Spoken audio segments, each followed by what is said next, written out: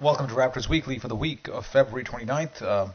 This podcast is being recorded under a weird situation because we recorded an hour, Sham Baskaran and me, and it turns out that I wasn't really recording. So we recorded an hour worth of audio content, which just went into the internet dust. It has gone now, never to be heard from again.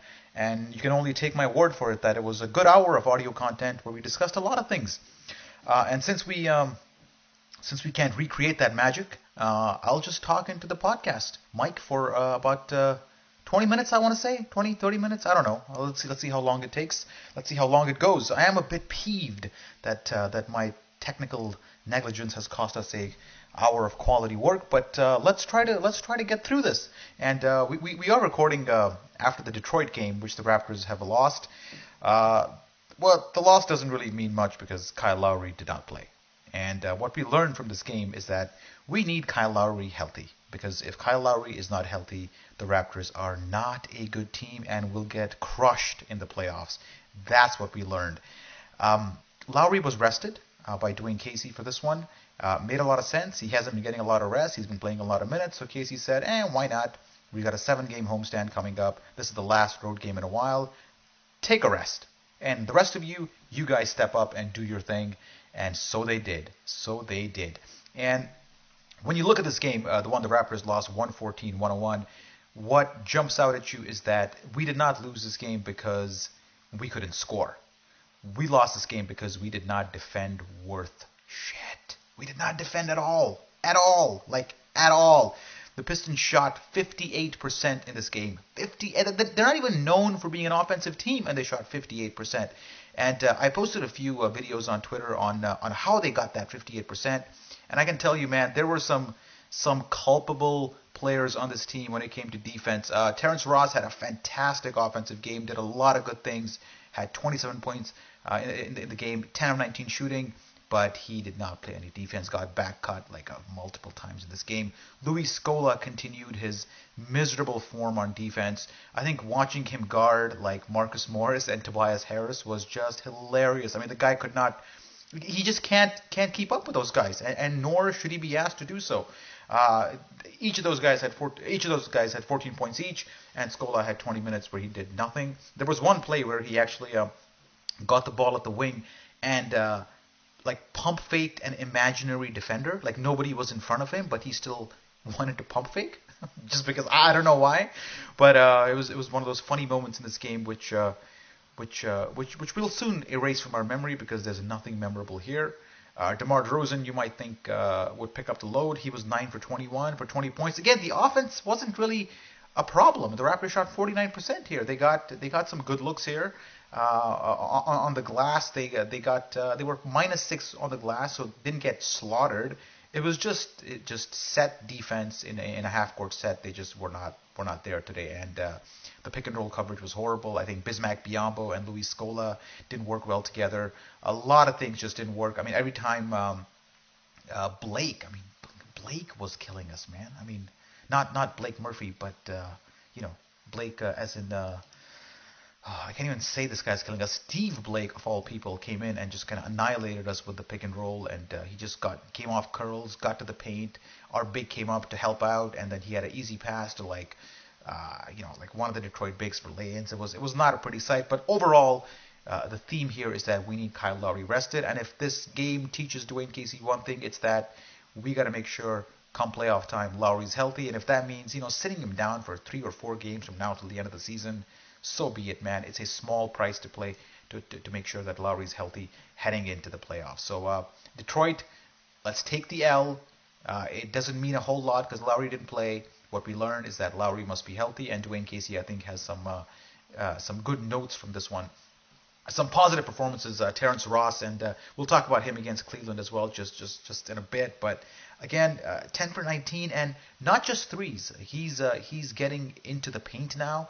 He had 4 mid-range jumpers in this game, shots that he wouldn't even think of taking, or he would take with some very, very shaky confidence earlier in the season. He's now taking with he wants to take them. You can see that he feels he can make it, and the results are paying off. So his 3-pointer was on 4 for 7 from 3-point line.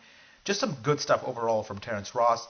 Again, the problem was the defense, and then the Raptors just didn't show up on that end. And they during the game they cut to Kyle Lowry, who was sitting on the bench, who did travel with the team, and they were down by like 21 points, or I don't know, 19 points at the time, and the camera panned to him, and he had this look on his face like, oh my God, this team without me needs a lot of help. And I felt that we missed his defensive energy, that like his hound dog mentality on defense, which kind of permeates through the rest of the team and kind of lifts them into playing better defense, playing more aggressive defense, wasn't there, and the Raptors kind of just never got up for it on the defensive side. That intensity wasn't there.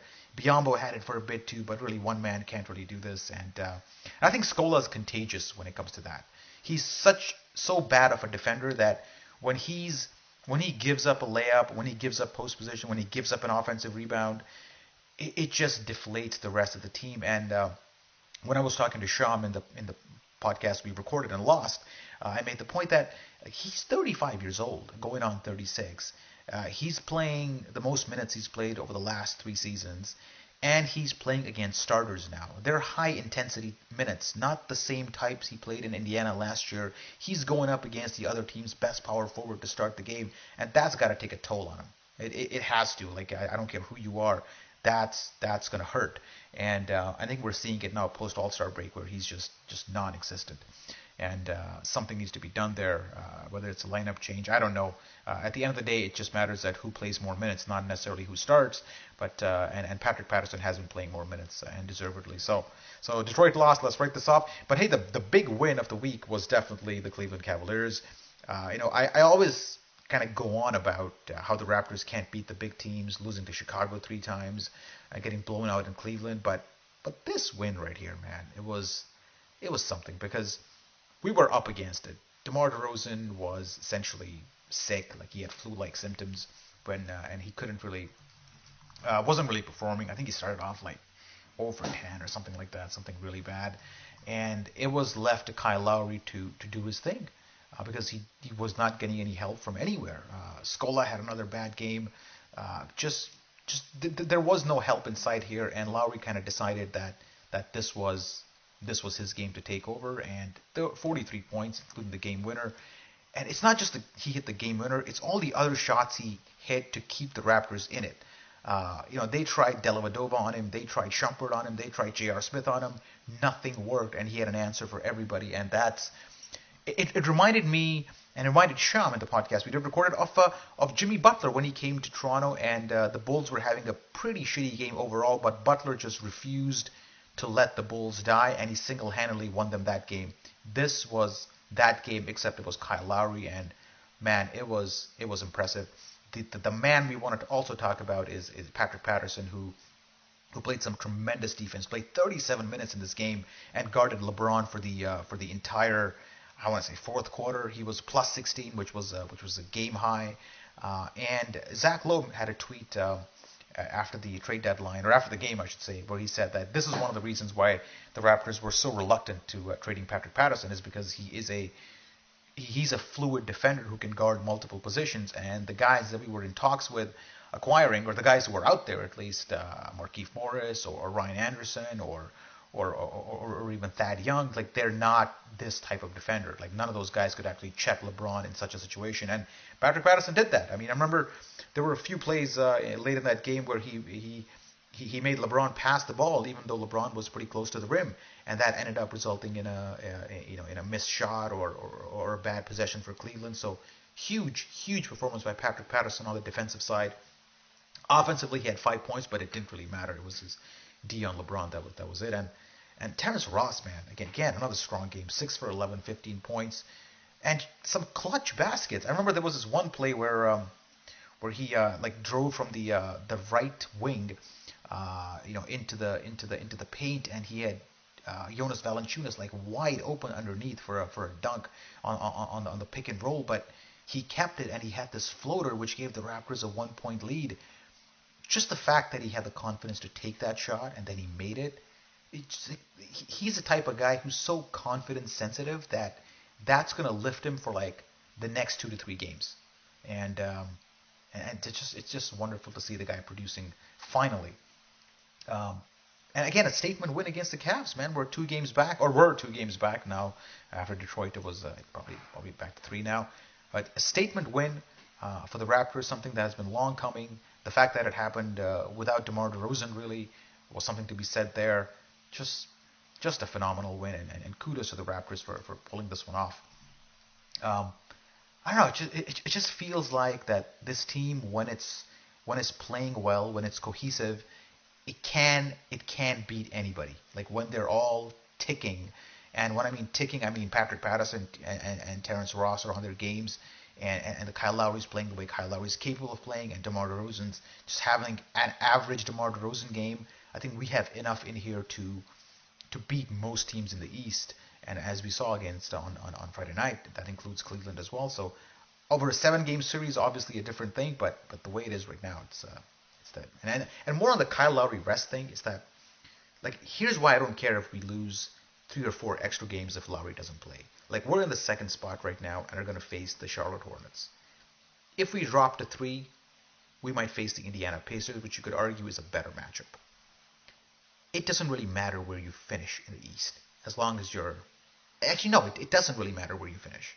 I think the only team you want to avoid is maybe the Miami Heat in the first round, or I don't know, it depends on your taste. The Bulls, obviously, but more likely it's between Atlanta, Indiana, and Charlotte who the Raptors are going to face. And does it really matter which 3 you face? Can you even control who you face there? This idea that because you're a higher seed, you're going to get an easier matchup is just so flawed. It's flawed to the point where teams might actually think of like losing some games late in the season to get the matchup they want. Like, for example, right now Cleveland is scheduled to play Chicago in the 1-8 matchup. Like, in what world does that make sense? The Bulls are a really good team, and Cleveland, by finishing number 1, might face the Bulls. Like, I don't know. So if you lose a few games, it doesn't really matter to me, man. Just get Kyle Lowry healthy, rest him. The mini game, I gotta be honest, man. I did not watch the full mini game. I caught the 4th quarter and a bit of the 3rd, so I don't have the full context of this one. But it was a classic game of the Raptors kind of playing down to their opposition. And I happened to see mini the night after in New Orleans, or a couple nights after in New Orleans, and they won that game. Sam Mitchell drew up a nice little play for Andrew Wiggins to win it. Zach LaVine had a pretty good game, but when they played the Raptors, LaVine had a pretty rough game. Wiggins had a bit of a rough 4th quarter, couldn't really get the shots he wanted, and Karl Anthony Towns had a below average game. So it was a gritty affair, and the Raptors kind of pulled it off. One of those games that was probably harder than it needed to be, but the earlier loss was avenged, and that's all you can kind of say about that. But Karl Anthony Towns, man, I would just I don't know if I've seen a more impressive rookie in the last 15 years, honestly, because the way this guy is playing, the breadth of skills this guy has, and his 3-point shooting, his ball handling, his post-up game, his mid-range game, and this is year 1. And how old is this guy? Like, he's nothing, man. I mean, let's see, what's his exact age right now? Let me just look this up for you, man. He's 20 years old. 20 years old in the NBA doing basically everything. Like, he's filling up the stat line at 20 years of age. Give him 4 years, he might be arguably the best player in the NBA. If he just continues at a average to above average trajectory for a guy his talent and work ethic, he might be one of the superstars in this league in a few years. And what a pick. And I was just this Minnesota team with LaVine, with Towns, with Wiggins in there. They remind me a lot of that Kevin Garnett, Stephon Marbury team in the way back when. And that team was kind of on the cusp of contending. And unfortunately, they couldn't keep them together, and they had to split them up for whatever reason. I can't quite remember, but that's what happened. And the question is, will a small market city like Minnesota be able to keep guys like Anthony Towns and Wiggins and Zach LaVine and Rubio together? And the jury is kind of out on that. And that's what makes what Masai has done in Toronto more impressive. He's able to retain, arguably the biggest free agent last summer in Kyle Lowry, or free agent that was actually available. because LeBron was a free agent too, I think, and that was more of a formality. But that's the challenge for Minnesota ahead, and the one weakness that I think they have is at point guard Ricky Rubio, because the guy can't shoot, and the fact that he's averaging like 9 assists this year is so impressive to me, because defenses always lay off of him, and he's forced to generate that initial thrust to like penetrate and attract defense, and then he dishes it out. And averaging 9 assists without having a jumper is just amazing to me. It's unreal. And it makes me think, if this guy could actually shoot, he might be averaging like 14 assists a game easy.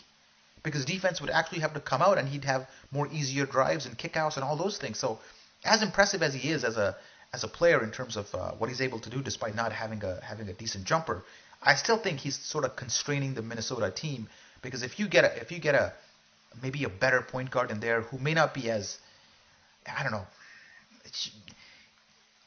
even if you have a veteran point guard who can shoot and kind of create a little bit, I think what I'm saying is that Ricky Rubio can be upgraded, and he might be holding that team back a little bit. That's all I'm saying, man. That's all I'm saying. But it's good to see Sam Mitchell back on the sidelines.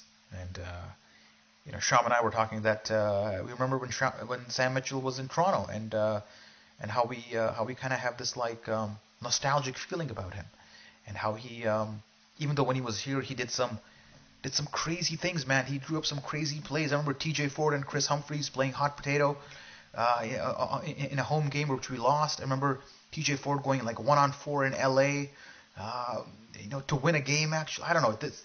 Sam Mitchell ran some pretty crazy end of game plays, and it was sometimes frustrating and sometimes just like funny to watch. And it's good to see him kind of learn some lessons in Minnesota, because as I said earlier, he did drop a pretty nice play for Andrew Wiggins to actually win the game in New Orleans the other day. So I don't know. Sam Mitchell's take a bow. And prior to that, man, it was about the Knicks, and it was kind of funny watching that game, because there was this news story where Kurt Rambis was caught liking a porn tweet, which was pretty funny, because like if you're gonna, like, first of all, why would you like a porn tweet? It's just there. Just look at it and move on. You don't need to, if you like it, just in your mind like it. You don't have to like create a freaking internet record of you liking something like that. Nothing wrong with it, man. Totally get it. But dude, why are you even? Why is your like thumb even close to that thing? And I don't know. But the funny part is I like how the NBA or Minnesota Timberwolves or whatever said the NBA is working with Twitter to see how Kurt Rambis's Twitter account liked the tweet. Not Kurt Rambis, but Kurt Rambis's Twitter account, which is pretty funny, because Twitter accounts don't automatically like this. He's playing the "I got hacked" card, which is a bit weird. But to the game itself, it was the Knicks to start the week, and boy, man, the Knicks are just bad. I mean, they're not as bad as they looked in that game against the Raptors, but in that game particularly, they just did not play any defense, man. Just none. And I'm fully convinced that if the Raptors wanted, they could have scored 165 points on 75% shooting in that game. They just didn't try hard enough. The Knicks defense wasn't there. It just was. Jose Calderon didn't have a bucket. Kyle Lowry had a triple-double, like 22, 11, 11. And they were like boos raining down in Madison Square Garden. And those boos are really nice to hear, because each of those boos paid like $300 to watch the game. And what they saw was a steaming pile of shit in the New York Knicks. And I got to thinking, as was released in the Vertical podcast a couple of weeks ago, or like maybe last week, how close, actually not how close, how Kyle Lowry actually was traded to the New York Knicks. He was packing his bags. He had got his ticket. The bags were packed. He was heading out the door when James Dolan said, "Hey, you know what? I don't want to do this deal. I think I'm good. I don't want to give up Tim Hardaway and a pick and Shumpert or whatever it was. I just don't want it." And how that hesitation by James Dolan has altered the course of both franchises. Because who knows what Kyle Lowry would make Melo do, how he would elevate his game. Who knows if Kyle Lowry would become an all-star in New York. What would happen to the Raptors if they tanked and didn't get Andrew Wiggins? It's just the trajectory, the direction of two franchises was changed by that one hesitation from James Dolan. And that's sometimes luck, man. Masai Ujiri made a horrible, horrible decision and just got a get out of jail card. Sometimes the good Lord smiles on you, and that's what happened there, man. That's what happened. And as I was watching that Knicks game and just watching, the first quarter was a half decent quarter for the Knicks with Brook Lopez and JV having one of his worst quarters as a professional. But second to fourth was utter domination. And I was watching that domination. I was like, thank the Lord, thank God, thank whoever that trade didn't go down. And sometimes we don't actually realize just how close that trade was from happening. It had actually happened. Like it was done. And the Raptors just, snatched victory from the jaws of defeat there. And that just makes me happy. Makes me happy, man. 3-1 week overall. Not a bad week, man. Not a bad. The loss came in Detroit, which is a bit weird, but as expected, Lowry didn't play. The big win obviously was Cleveland. So kudos to the Raptors, man. 3-1 week, amazing. Let me catch my breath, take a quick break, and come back right after this. Here's the scenario. You've been injured in a serious accident. The doctor says your recovery could take months, maybe even years, yet your insurance company is denying your claim every step of the way. If something like this happens to you, call me, Brian Goldfinger of Goldfinger Personal Injury Law. We have offices in Toronto, London, Peterborough, and now Kitchener-Waterloo. Visit goldfingerlaw.com and get us working for you. All right, welcome back to part 2 of the Rapcast. It's just solo today, man. Unfortunately, just lost all the audio with Sham, so I'm just recreating the magic, trying to recreate the magic. But I'll do the best I can. And I got to talk about Joe Johnson a little bit. There were some reports from Mark Stein that the Raptors might be interested in the swingman from the Nets, and it turned out that he ended up in Miami after Cleveland was the favorite. I would have liked to have him, obviously. There's nothing like having some strong veteran presence, some veteran leadership, some good shooting, some composure in the playoffs, and obviously he's done that against the Raptors time and time again. So would have been nice, but at the same time, it makes sense that given his age, his desire for a title, there are other contenders out there who are possibly more suited for him. Cleveland was the one that I was thinking he'd go to, but he picked Miami, and I would have liked to see him go to Cleveland only because if we do face the Cavs in the playoffs and we retain the second spot, it'll happen in the conference finals. Whereas in terms of Miami, we might face them earlier just because they're probably not going to be the second seed or whatever it is. So Miami, really, does Miami have a greater chance than Toronto to win a title this year with Chris Bosh's health, Dwayne Wade's being hurt, not injured, but hurt at the same time? I don't know. I think there's a case to be made that the Raptors might have been the better team to join, but he goes to Miami. A bit of a loss for us. Would have loved to have him, but oh well. Miami's one of those teams that is a threat, and it all depends on really Chris Bosh's health. And I know he's suffering from some serious medical conditions, so hopefully he gets better. I don't know. It just was surprising to me that he went to Miami. Maybe there wasn't an offer from Cleveland. I have no idea, but maybe it's the weather. I have no idea. No idea. It just was surprising to see him go to Miami over Cleveland. Would have liked to have him. Oh well, I guess. And looking ahead at the week a little bit here, man, we got a 7-game homestand now.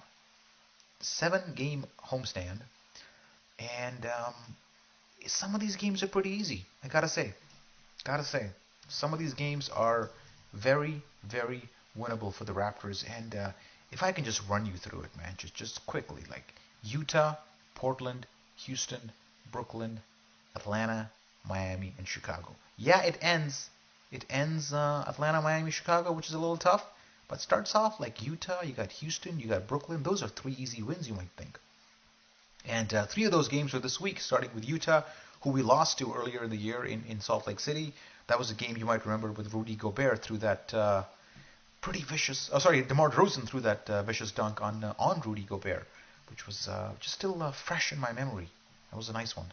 I think might have been the dunk of the year even. Still, uh, Utah, they've lost like 4 of 6 or 5 of 7, I should say, and they're starting a 6-game swing on the East Coast, which should be treacherous for them. They faced the Celtics before they faced the Raptors, and I don't know. You just don't, with the injury that the Jazz have, you don't see the Raptors dropping this one. Even though we lost in Utah, you just don't see the Raptors dropping this one at home. Hopefully Kyle Lowry plays in this one because you want to exact that revenge against Utah. But then again, the Raptors have had some stinkers. They've lost to like Denver twice at home. They lost to Phoenix. They've lost to the Kings. They've had some bad losses, and certainly this would fall under a bad loss category if it does materialize into an L. But I just don't see what's happening with the injuries that Utah has, and it just don't see it happening. And after that, they got Portland, who Damian Lillard is having an amazing season, man. He did not make the All-Star team, and I'm pretty sure he was quite pissed about it. Like in terms of MVP, obviously he's not going to win the MVP. I'm not saying that at all. But man, you take him out of that Portland team, and you don't have much left. I'm not saying they're great with him. They're probably like what, a 6th seed or something in the West, but you take him out of that team, and that team is just not good. And he's been carrying them of late, man. Like he's been having some monster games. So I'm kind of scared of him. It should be a good matchup with Kyle Lowry again. I mean, they have they won like what? They lost to Houston, but before that they had won 6 in a row. So they're like winners of 8 of 9. So they're a hot team. Lillard has been lighting it up, 33, 31. He had 51. Obviously, again, Golden State beat them. So it should be one of those marquee matchups again with Kyle Lowry and him going at it. I gotta pick the Raptors for this one. I think the Raptors are going to be up for it. Once again, just like Utah, they play Boston before they play the Raptors, so the Celtics will soften them up a little bit, hopefully. And from their perspective, it's going to be their 5th game on the road on the East Coast swing. Their 5th of 6 games. So if you look at it from their perspective, this is a bit of a scheduled loss. You're playing the 2nd-ranked team in the East. You've had a good run. You got a couple of back-to-backs in this road trip, and this might be just one of those games you kind of let up and you go you know what, scheduled loss. I know the Raptors have had their fair share of scheduled losses this year, and this might be one of them for Houston. For Portland. Houston is obviously next. Then this is the 3rd game of the week, and Houston, man, I'm loving the car crash, because I just don't like the Rockets. Don't like Daryl Morey. Don't like Dwight Howard. Don't like the franchise. Don't like the GM. Don't like anything about the team. And sweet karma. Remember when Dwight Howard got Stan Van Gundy fired in Orlando? Remember that? He had that interview, and they asked him, "Hey, man, are you, what's happening here?" And he just smiled to the reporters, basically telling them, yeah, that he runs the magic and he can get the coach fired. And sure enough, a week later, the coach was fired. And it turns out that in Houston, James Harden is trying to get Dwight Howard traded. And James Harden got Kevin McHale fired. And isn't it amazing that at this point, nobody wants Dwight Howard? I think there's only so many times you can take a flyer on a player and think that he's a superstar. And it's been done in Orlando, it's been done in LA, and now it's done in Houston. This guy is not a superstar. He is a good player who has not developed offensively the way he's supposed to. He still has the same offensive limitations he had, 6 years ago. He is not. I just don't think he works hard enough to improve himself. And the defense basically has to play him the exact same way they do today as they did 5 years ago. That's all you need to say about Dwight Howard. I can't point to one area of growth in his offensive game, which is he's awesome at that. It just has not happened for him. And I'm enjoying the Houston Rockets spiral down, and I hope they keep spiraling, and I think they will spiral against the Raptors, who who they face this week. They face they're on a road trip as well. They face Chicago the night before. It's a back-to-back for them. It's a Sunday game for us. It's a back-to-back game for the Rockets, and so this is going to be a win for the Raptors, no doubt about it. And funnily enough, the Saturday game with Chicago for them is on ABC, which is nationally televised.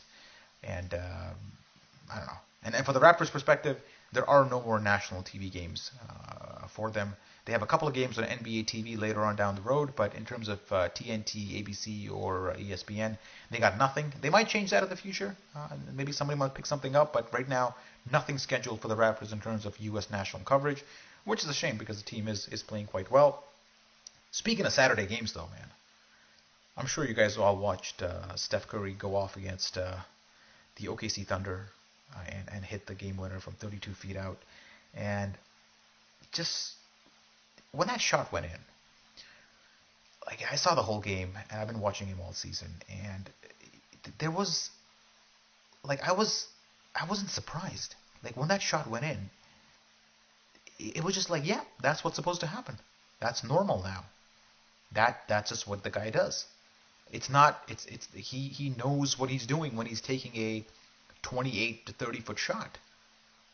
Like there's a stat out there where if he just takes 28 footers the way he's been hitting them this season, he'd be more efficient than any other NBA offense. That's insane, man. It's basically more efficient for him to take a 28 footer every time down the court than it is for more teams to run their offense. That's deep, man. That's pretty deep. And what gets me is that like I'm trying to think of like players that I've enjoyed seeing over the years. Players who I just don't want to miss even a single possession of. I remember Jordan. It was like that when Jordan had the ball, bringing up the court. You were always excited to see what he was going to do next. Is he going to make a nice post-up move? Is he going to drive on somebody? Is he going to wag the tongue? Is he going to do something special? It was Jordan for me, and after that it was Dirk Nowitzki. Because Dirk Nowitzki was like the ultimate multi-tool player. Shooting, passing, posting up. The guy could do it all. He had good range, not Curry range, but he had good range. And you didn't know what he could do, because he could do anything.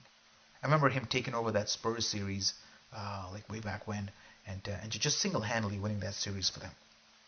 Like he was a player that I looked forward to watching every time. Every time he had the ball, I just wanted to see what he was going to do next because he could do so many different things. Jordan, Dirk, and now Curry. Curry is a guy who I don't miss a single possession of because you just don't know if he's going to pull up from 26 feet, from 28 feet. Like, is he going to do like a scoop shot after a spin move and then, I don't know, like a behind-the-back pass followed by some crazy shit. That's what the guy does. And Jordan, Nowitzki, Curry, those are three guys over the years that when I watch a game, I can't miss a single possession. And so when he hit that game winner, man, just sublime. And what that does to the Thunder, like how do you even recover from that? Like emotionally, how do you recover from that? That you played so well. Yet this is a guy on a basically an ankle that looked like it was broken when he took that fall in the first half, just came back and won the game for you. Wow, that's too much. It's too much, man. It's too much. And so that's kind of it. That's my prediction for the week. It's Houston, Utah, and Portland, and I'm going to go 3-0 for this one, assuming Kyle Lowry plays all three games. It should be a 3-0 week, and that starts off a 7-game homestand for the Raptors. It's been a weird schedule, right? 7-game homestand early in the season, then a couple of 6-game road trips. I don't think we've had too many 7-game homestands over the years, but this season we've had 2, which is something the schedule maker has obviously thought long and hard about. Other than that, just some big picture thoughts for the Raptors. I think from now till the end of the season, it's all about keeping your guys healthy. It's about keeping Lowry healthy. It's about retaining the rhythm. It's about finding what you want to do with that power forward slot. Is Luis Scola your starter? If he is, how much does he play? Just small things you have to figure out. And the big thing the Raptors have to worry about is really DeMarre Carroll's return. And I say worry about in a weird sort of way because he's obviously a positive for the team, but how he integrates back into the lineup. Because when he comes back, you would think it's Terrence Ross who sees the minute reduction. And the way Terrence Ross is performing right now, you don't want that to be affected. You just don't want to touch that at all. So whatever rhythm Ross has got just needs to continue. And essentially, DeMarre Carroll needs to be integrated back in smoothly and productively. And how that happens probably has a lot to do with how things will work out in the playoffs. I mean, the Raptors right now, James Johnson been starting there. He's been playing okay. 5 points, 4 rebounds, 3 assists in this game. Played 17 minutes. You would think it's generally a like-for-like swap of DeMarre Carroll and James Johnson, and that's basically it. Hopefully that's it. Hopefully nothing else changes, and that's all you do. But you never know. A new guy comes back, plays 30 minutes a game, 35 minutes a game. He'll take James Johnson 17 minutes, sure. But he's got 20 other minutes to take away from guys like Patrick Patterson and Terrence Ross, and that's going to be the big X factor here. That's going to be huge. Playoff positioning, I don't think you can really control that too much.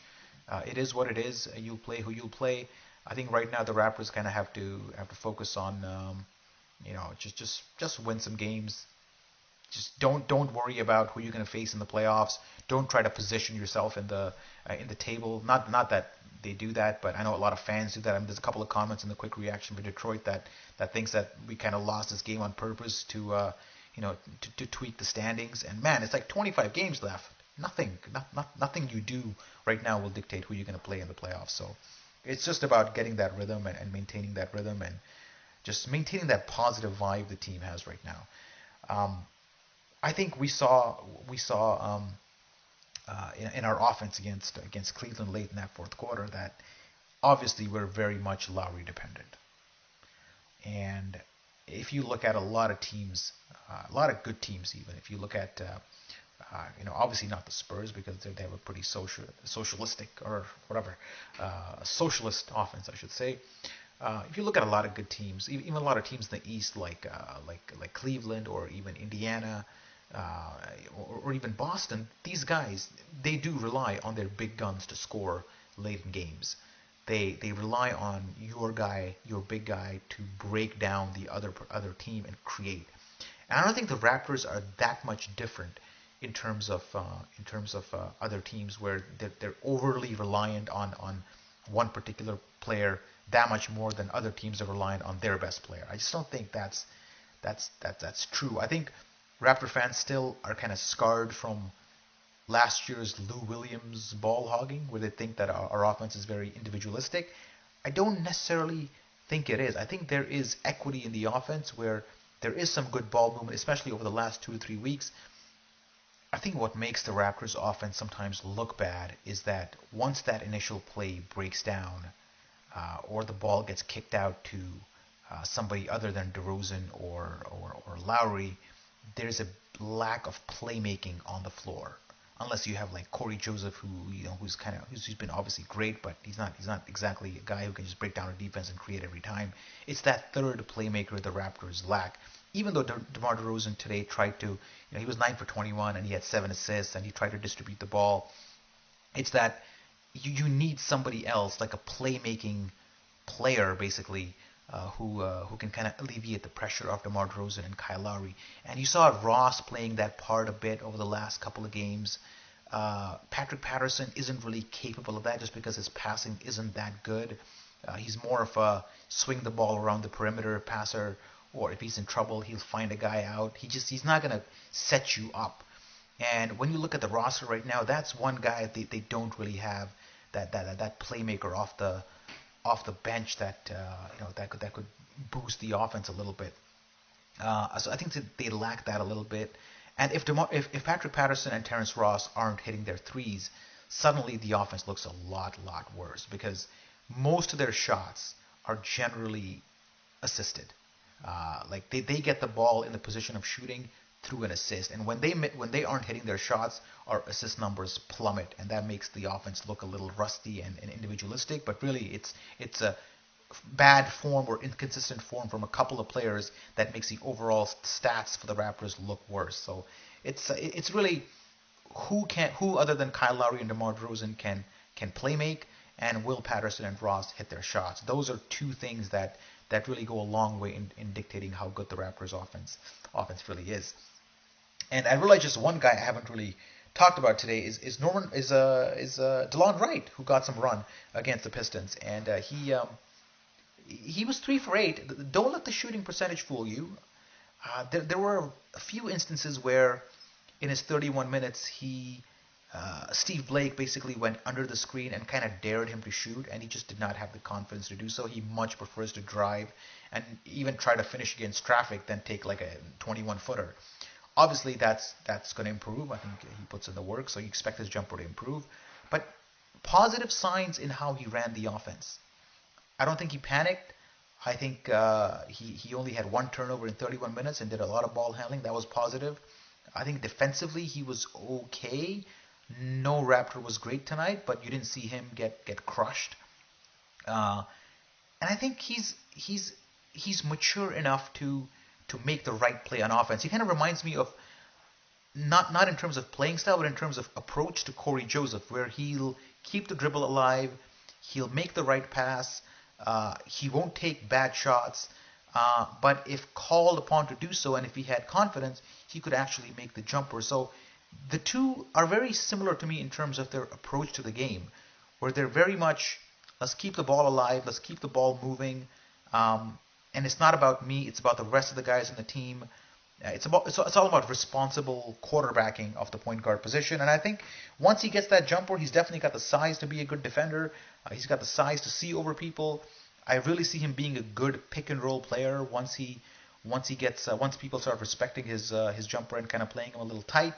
Because right now when he tried to run a pick and roll, Blake just went under and he kind of killed the possession, and he kind of had to reset every time. So DeLon Wright, positive signs in this 31 minutes against the Pistons. So that's good. That's good. Before we sign off, a quick check on the pick, on the Knicks Denver pick, and it stands at number 8. Number 8, and I don't know, man. Number 8 sounds pretty good for Andrea Bargnani. Can't say that's too bad. And if you're following the draft, around number 8 is scheduled to be Jamal Murray, who's a Canadian. I know he's a point guard, whatever.